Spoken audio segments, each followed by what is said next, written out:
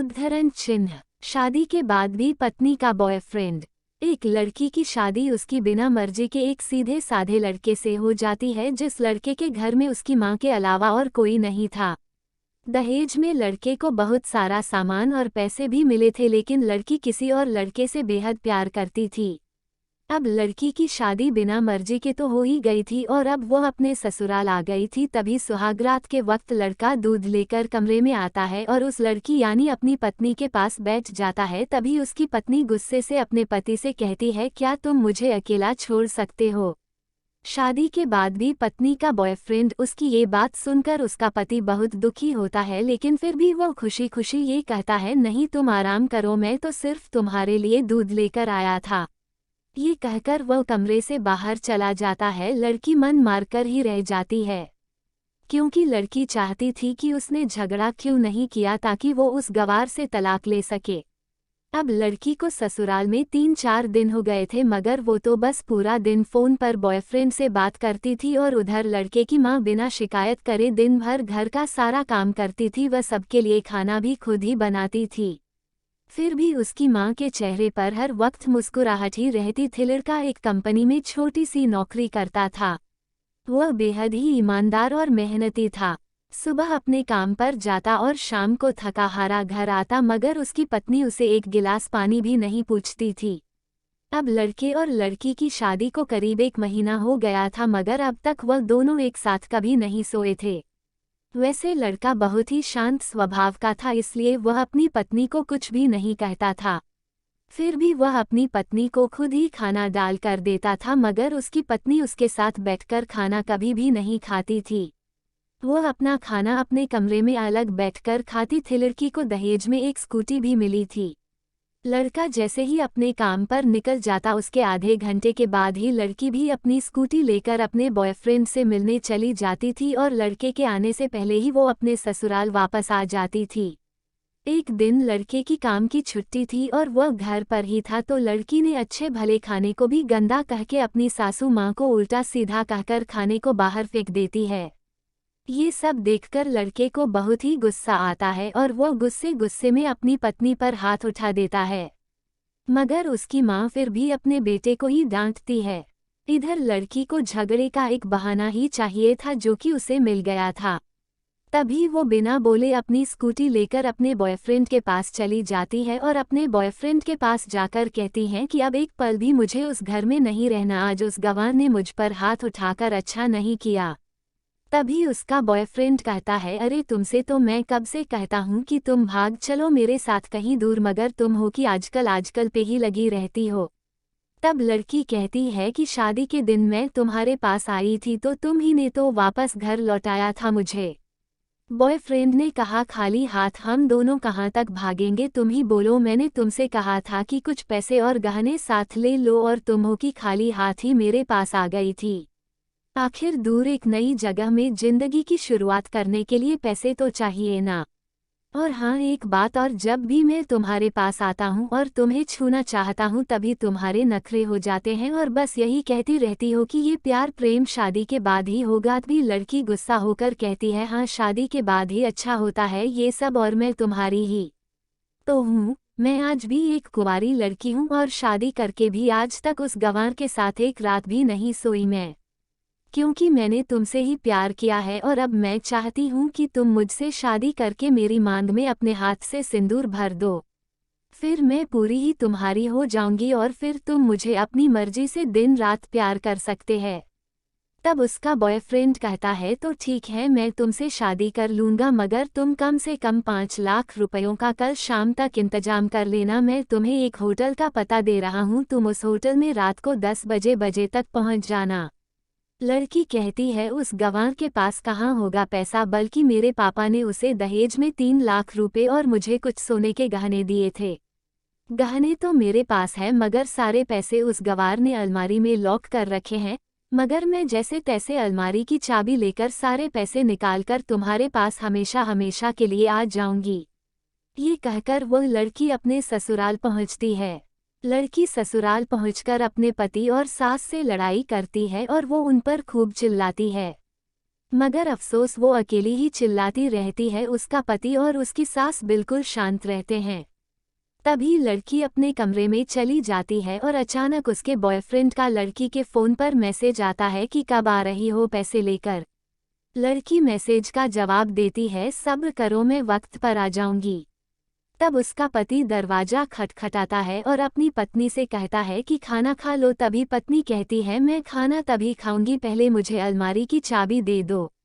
पति दरवाजे के नीचे से चाबी देकर कहता है, ये लो, अपना काम करके खाना खा लेना, क्योंकि अभी तक मैंने और माँ ने भी खाना नहीं खाया। माँ ने कहा है हम आज साथ बैठकर ही खाना खाएंगे।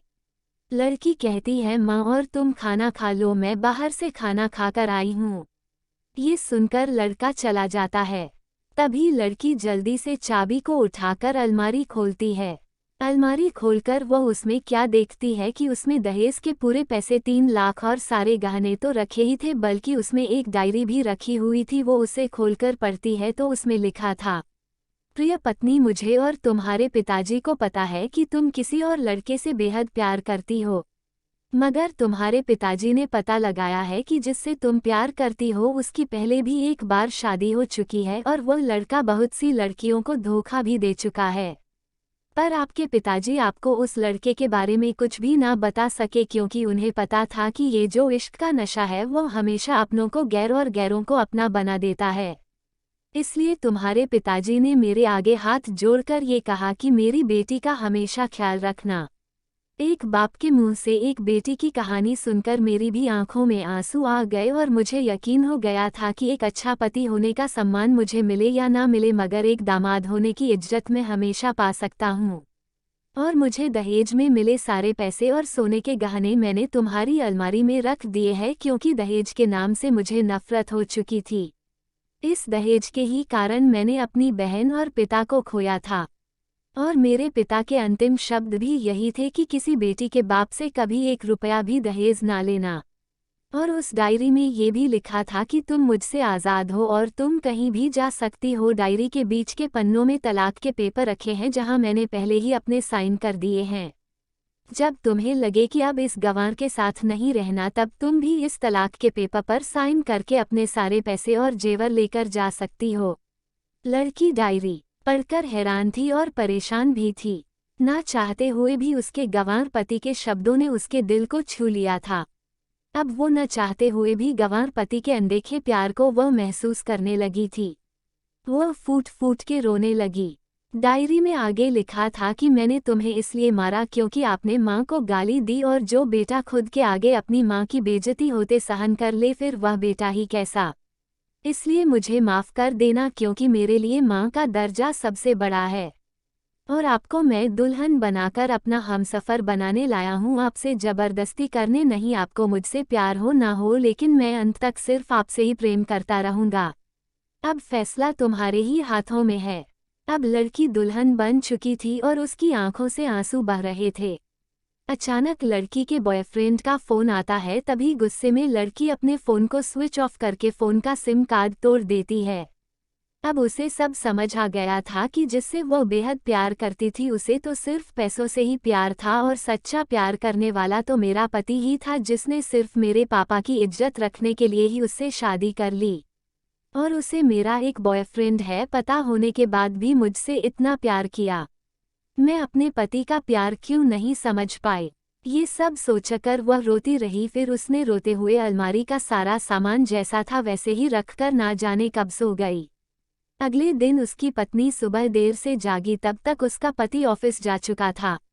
तभी पहले नहा धोकर उसने साड़ी पहनी, फिर लंबा सा अपनी मांग में सिंदूर लगाया, जबकि पहले एक बिंदी जैसी साइड पर सिंदूर लगाती थी ताकि कोई लड़का ध्यान ना दे और किसी को ये पता ना चल जाए कि वह एक शादीशुदा है। मगर आज तो 10 किलोमीटर से भी दिखाई दे ऐसी लंबी और गाढ़ी सिंदूर लगाई थी।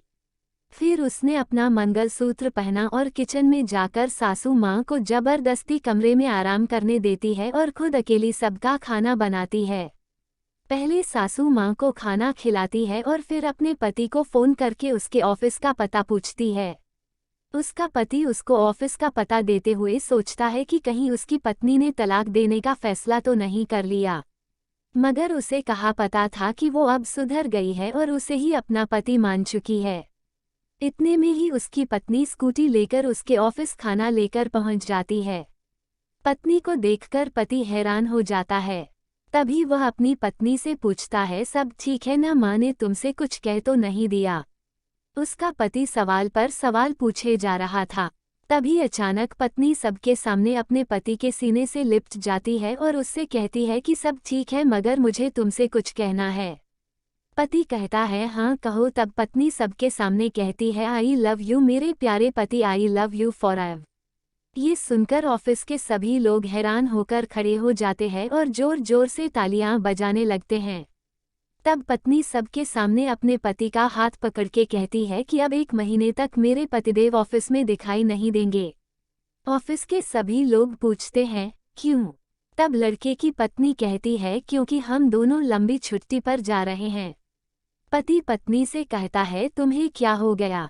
तभी पत्नी पति से कहती है मुझे तुमसे सच्चा प्यार हो गया। ये कहकर वो उसके सीने से दोबारा इस तरह लिपट जाती है जहां से वो अपने गंवार पति से कभी भी जुदा ना हो पाए। तभी उसका पति भी बहुत खुश हो जाता है और फिर वो दोनों अपने घर चले जाते हैं और खुशी खुशी अपना जीवन बिताते हैं और हमेशा खुश रहते हैं। तो दोस्तों, प्यार हमेशा उससे